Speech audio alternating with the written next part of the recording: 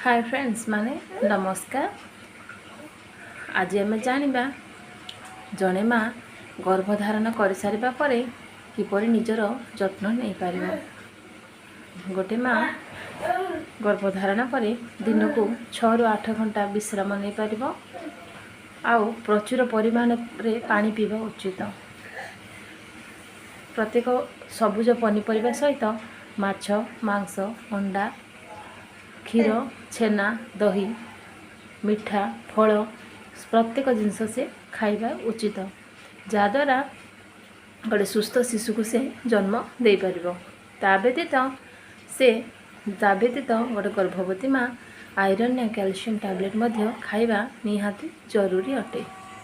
आशा करुच्ची friends माने आपण मानक मो वीडियो बहुत भल लगी।